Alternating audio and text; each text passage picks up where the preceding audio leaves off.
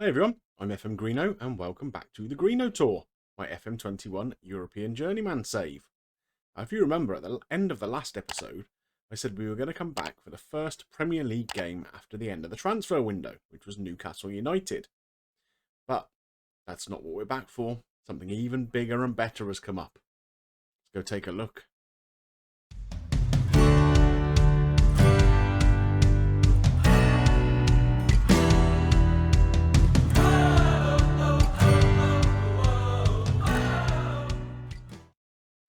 Since we were together last, we have had the draw for the Champions League, and it's brought out an absolute corker of a tie for us. So you notice here, in our group, we've got Braga, we've got Sevilla, but we've also got the team I just left to come to Chelsea. That's right, we've been drawn against Roma. And the first game up is today, Chelsea versus Roma at Stamford Bridge. So it's going to be great to see all the old boys, McDade, Mesquita and all that crowd, assuming they're still at the club, of course. We'll have a look in a little while. Yeah, really excited about this fixture. So, sorry Newcastle, we already played you. This game was more important. So, I've spent a bit of money, but I've brought in a bit of money too. So if we start with the outs, a lot of players you can see here out on loan at the moment, but quite a few have left the club. Christian Pulisic has gone, just had his testimonial, and out the door straight away. Bless him. He wasn't very happy about the fact I wasn't going to play him very often at 32. He wanted to go and get some football, so he's gone off to Lyon. Decent fee for him, I think, up to about £30 million all told. And also down here, Coop Miners, who was another ageing player. He's moved on to Wolves for 10 million. Daniel Marlon, again, in his early 30s, he's gone to Everton for almost 20 million. And a kind of reserve player, Luca, has gone out for nearly 3 million. So that enabled us a little bit more in our transfer budget, and I've had some fun with it. So we'd already brought in Vasiliev, you'll remember, the Russian guy who I'm planning on playing on the left-hand side. I needed cover at left back, and we'd gone for a familiar face. Do you remember this guy from earlier in the series? Barrington Brown. So we had him on loan from Manchester United when we were at Luton. Played for us in the Championship, the year we got promoted. Played for us in the Premier League. Then has been around. He's been at all sorts of clubs since. We picked him up out of Germany somewhere, I think, Stuttgart perhaps. He's coming in as our backup left back. Of course, he can also play more advanced if we need him to. A couple of older players now, but real quality. Sandro Tonali has come in. We've bought him from Manchester City. Still a very good player. Plays in a few different roles in the middle of midfield. He's 31, valued at £35 million. We're going to see quite a bit of him this season, I think. We got him a lot cheaper than that, of course. Declan Rice has come in. So him and Mason Mount finally end up at the same club. So they'll be hanging out quite a lot, I guess. He's 32 now, but look at the quality he's got. He is a good player. You can't see his technicals behind my head, but trust me, they're just as good as the rest of his game here. Now, a couple of then younger players, and these are the really expensive ones. So we'll actually go in and have a proper look at them. This guy, Azier, I'm going to call him. Don't know if that's how you pronounce it. He is a baller, isn't he? So he can play on the right-hand side. I'm likely to play him here in the middle in this Mazzala role. He's going to replace Mason Mount in the team, I think. But yeah, he's got a lot of quality in his game, hasn't he? Really looking forward to seeing what he can do for us this season. And then we've brought in Adrian Barbaric, who can play as our first choice right back. He is a good player again. Look at all this green here. His mentals are pretty solid. His technicals are great. So he's going to come in and be our first choice right back. That gives us some really good options because, of course, our best midfielder had been our best right back up until that point. So at least that frees that up for us. Right. Let's go and see how we're going to set up for today's game. Before we go and look at how we're setting up for today's game, let's have a look at recent form. So, of course, we lost the Community Shield to Man City, didn't we? That wasn't great. But we put that behind us, went to Leeds, and won 3-1. A pretty solid performance. All our goals came after half-time. We then played Spurs at home, London Derby, beat them 4-2. Very, very positive result. Since then, though, it's been a little bit meh, I suppose is the best way to put it. We went to Burnley, only came away with a point. A little bit disappointing there. Man City, a 2-2 draw at home. Well, I guess we can't complain at that too much, having been heavily beaten by them recently. But then we played Newcastle at home, and we drew 0-0. And that was a really flat performance. So, yeah, a little bit worried going into this Roma game as to how our form actually is. But we'll go into it with a positive attitude, always looking to be on the front foot, and hopefully we'll get the result we need. Let's go and look at the lineup. This is a really strong looking side. I'm so happy with the team I've put together here. Unfortunately, our Russian guy, Vasiliev, is injured again. He just came back, but before he even managed to play a game for us, he picked up another little knock. So he's unavailable today. But look at the sort of players who can't get into this team. So Graham White, who is a sort of 4.5 star right winger, not even on the bench today. Barrington Brown's out because he's suspended. We've got Quaresma here who's injured. He's valued at 60 odd million quid. Reece James can't get on the bench today. It's a good strong squad.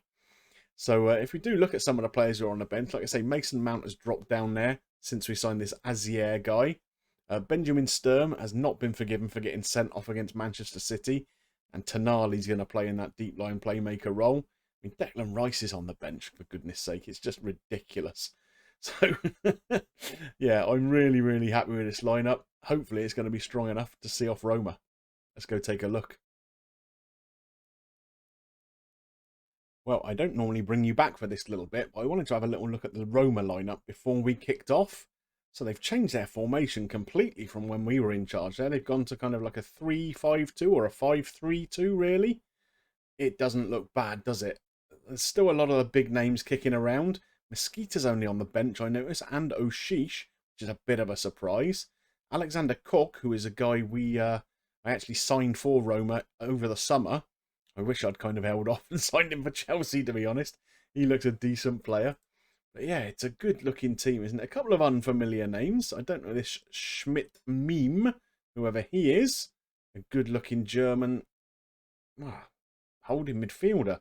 But they're playing him at right wing back, so okay, fair enough. And who's this guy on the other side? Mikhail Karbovnik.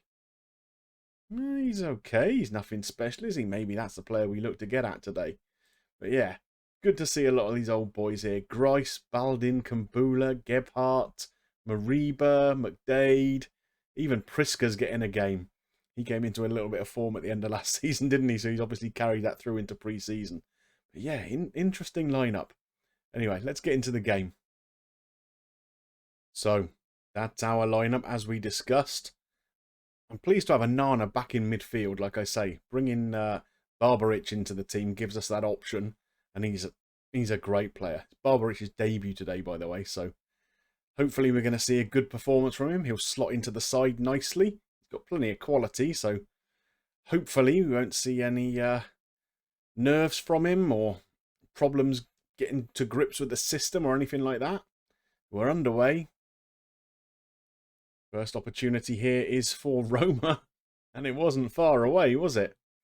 Young Cook heading over the bar, but we come up the other end now with a throw-in.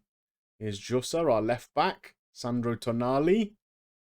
Constantinu stepping forward out of defence. Back to Jussa. Gets round one. Can he get the ball across? Here's Onana. Back to Jussa again. Tonali hits it. And Hansen has followed up. Oh, but it's offside. Tonali had a good hit. Gebhardt made the save, but it fell to Hansen, who tucked it away. It looks like he was offside. I'm sure we'll see a replay of this now. It has been disallowed. Let's have another look. Oh, goodness me. I'd have given him the benefit of the doubt there, I think. Here we go again. No, Barbaric. He's on a yellow already. Goodness. I have to watch this boy. Maybe he's a bit of a head case. Here's Tonali going out wide. Gets the ball in. Gebhardt plucks it out of the air. Nice and easily. Here's Priska. Uh-oh, McDade is in. We all know what that means. Oh, Onana made the save. But it fell back to McDade. You don't want to give him two opportunities. We all know the quality of that boy, don't we? There it is. Decent save by Onana, but McDade reacts quickest, and we're a goal down against my old team. So here we go. Serrano, one of our centre-halves on the ball, gets it out to wide man Hansen. He cuts it across. Gebhardt, an easy pick-up for him again.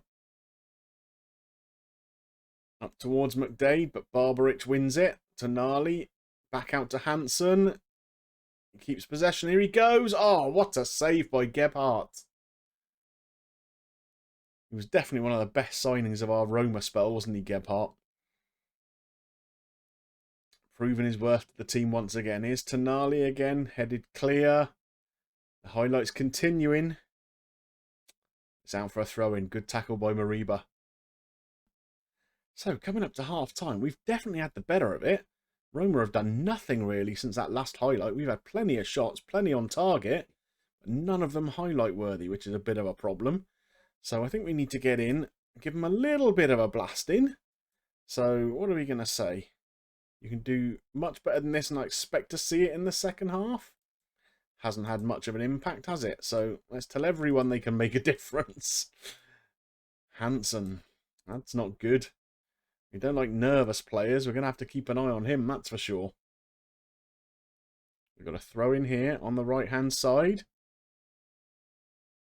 Eventually, Barbarich takes to Azier. Back to Tonali.